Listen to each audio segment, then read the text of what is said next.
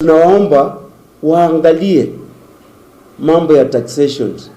Hawa employers pia wanapitia changamoto ya kwamba taxation, ukiangalia maji yenye anatumia akilipa, serikali inachukua pesa mingi sana. Electricity inachukua. Sasa unapata even employer ana struggle. Na wale ndio unaona wanahama.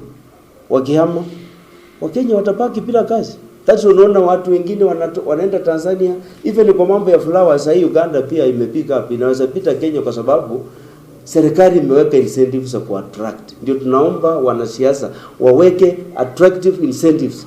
Let us work together to make sure that members wetu ambao wa plantation in Naivasha, there are terms and conditions ambapo tunapigania to the CBAs zimekuwa enhanced.